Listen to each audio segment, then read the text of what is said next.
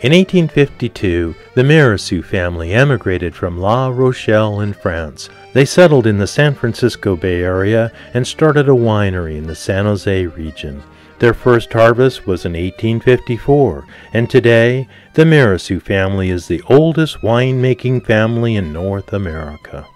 In 2003, Mirassou Winery was purchased by the Gallo Corporation. But that didn't stop the Mirassou family from continuing their legacy. Today, sixth generation Stephen Kent Mirassou continues the family tradition. He owns and operates Stephen Kent Winery and La Rochelle Winery in Livermore, California. I'm your host, Tom Wilmer. Please join us in Livermore, California as we visit with Stephen Kent Mirassou.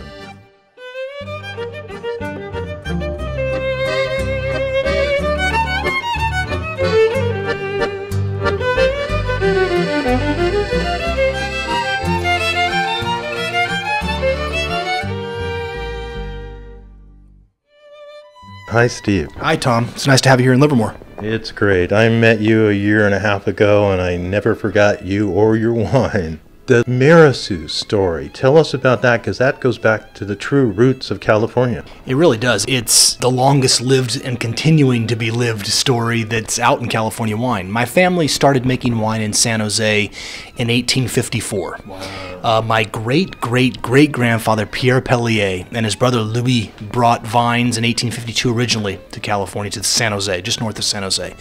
And the family's been making wine ever since 1854. I'm the sixth generation of the family involved in the business. We're the oldest winemaking family in North America. Oh, amazing. In the 1850s, there was one or two other players in the state. There were Agustin Haras. He was a native Hungarian, very influential in terms of bringing vines to California from Europe. Also founded Buena Vista Winery, I believe, in 1852, I believe is when that was founded. But the landscape back then was hugely different than it is now. Our family predates the Italian beginnings in California wine with the Gallos and Mondavis in the early 1900s, but we were here 50 years prior to that. Interesting. Before the arrival of the Mirassous and the other pioneers, there were grapes growing in California, but they were some pretty awful Padre wine. Tell us about the early roots of wine in California before. The missionaries really were the first folks to bring wine, brought wine, obviously vines from the old world. Criolla, I believe, is the name of the variety that became known as the mission grape. And that was the grape that was planted at each mission as the missionaries moved from Southern California up to Northern California. Sonoma really is the first area to have grapes planted in any kind of volume. That was in the 1830s. And the Napa Valley and Livermore Valley were right around the same time in the mid-1840s. Livermore really is one of the pioneering appellations growing areas in California. And that would have been the Padres from the San Jose mission that were out here, or? My sense is that from the 1700s, from Father Junipero Serra's days all the way through, as civilizations moved throughout the world, from Greece through Italy up into France and Spain, grapes came along. It was something that was part of the family table. You couldn't imagine a society without wine.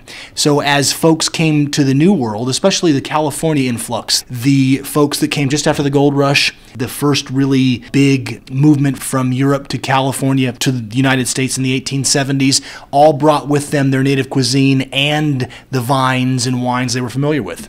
Out of curiosity, something I've always wondered about, what did the mission wine taste like and what did it look like? Has anybody tried to make it according to the same varietals? There's probably mission fruit still growing, mission the variety, Criolla or mission, I'm sure that's growing in South America still. I have had a wine called Angelica, which is a fortified dessert-style wine made from mission grapes. In fact, it's one of the most memorable wines I've ever had. It was a bottle of wine my dad gave me that his father had given to him. So it was a wine that had been sort of in the family cellar for about 70 years. And it was extraordinary. I drank it about 10 years ago, and it was just amazing. It wasn't varietal, but it just had this glorious aromatic components to it and amazing flavors. It was gorgeous, but that was a wine that was made for a specific dessert kind of purpose. I dare say the wine made from that grape would have been made as a table wine, probably not nearly as good as what we're drinking today.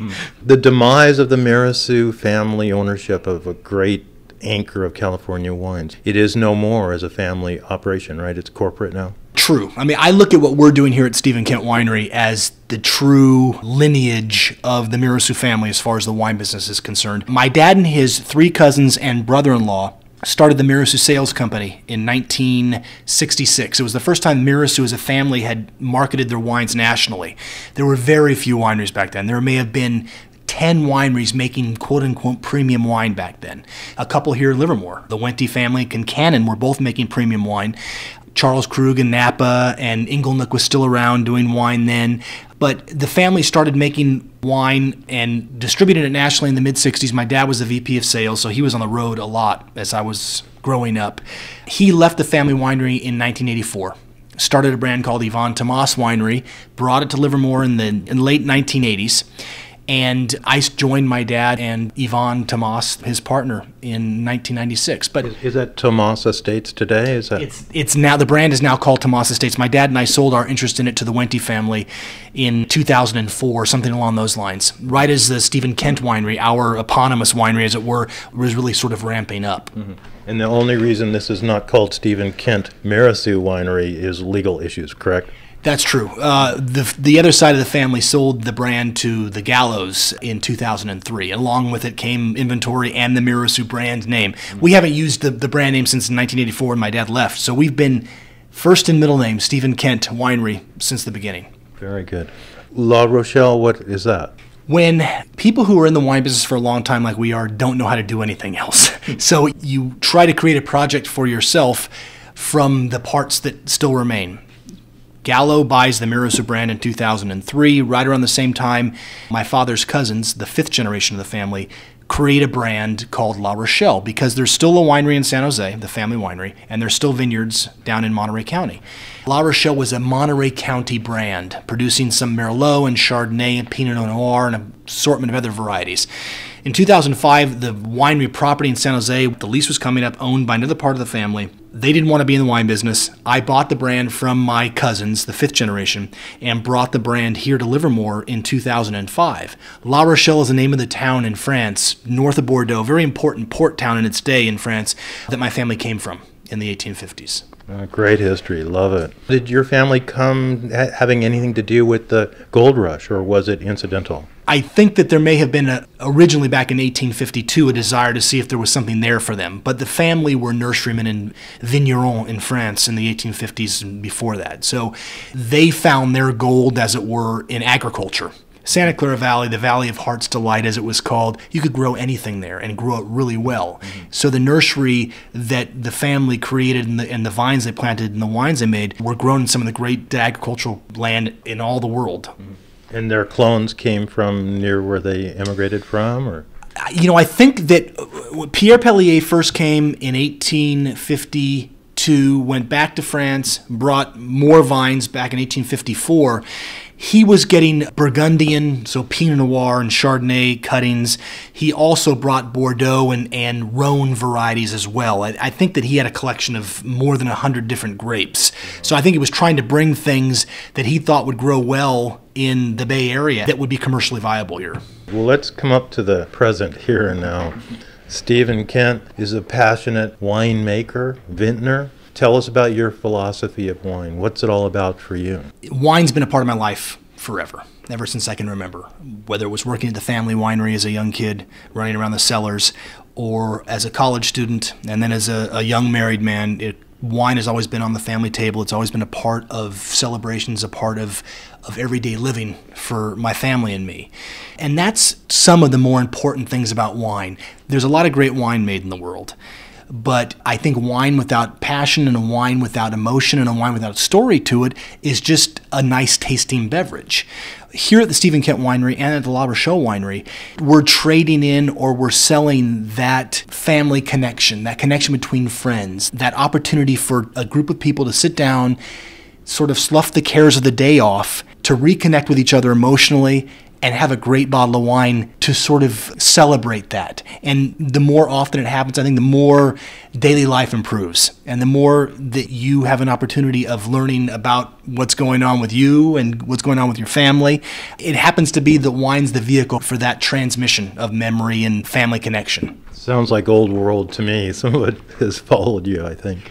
Well, it has. I don't think anything happens. I don't think you create anything that's great and long-standing if you're not passionate about what it is that you're doing. I don't think that you can create a business that succeeds without having great people with you and around you, whether it's the folks on my team or whether it's the incredible wine club members. We have the very generous people here who come and spend a significant amount of money on what I think is significantly good wine and significantly good times. I try to honor the folks who are as passionate as I am about what we're doing, as well as honoring what the family accomplished in the past and what they didn't accomplish. I kind of look at what we're doing here, what I'm trying to accomplish, as reclaiming for the family what it didn't kind of get. You know, what some of the Napa Valley families acquired that we didn't for a variety of reasons. I'm hoping that that's part of the equation as well. I have this wonderful party in my mind, but now I need to taste the wine.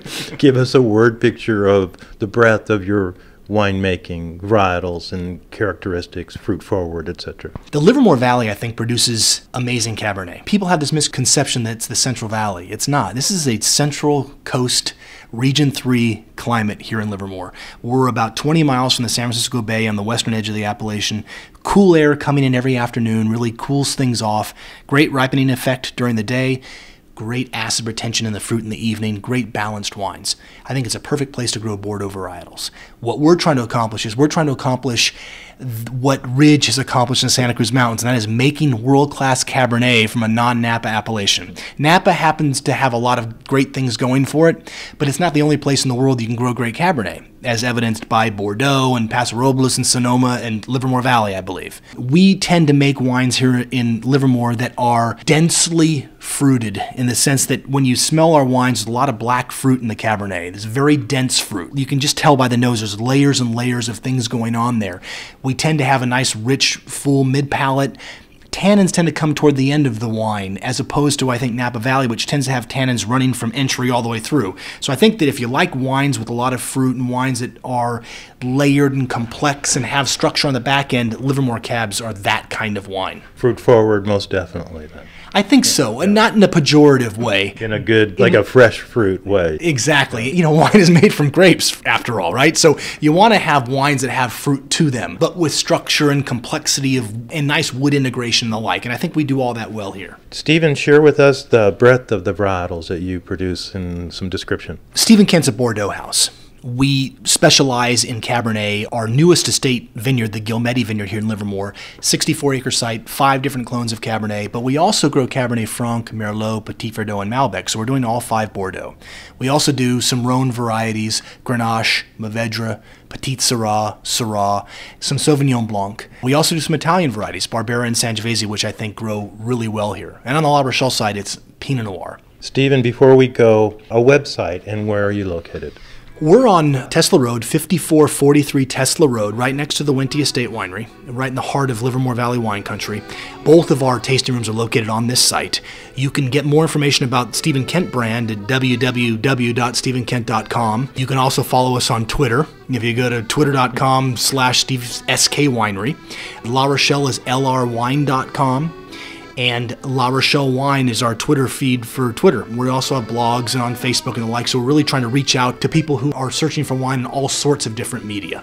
Very, very good. It's been a pleasure. Thank you, Steve. Tom, thanks very much, and look forward to sharing more with Livermore with you and your listeners. Very good. We've been speaking with Stephen Kent Mirassou, the owner and winemaker and visionary. This is your host, Tom Wilmer, reporting for National Public Radio affiliate KCBX and KCBX HD1 serving San Luis Obispo, and KSBX serving Santa Barbara County, reporting from Livermore Valley, California.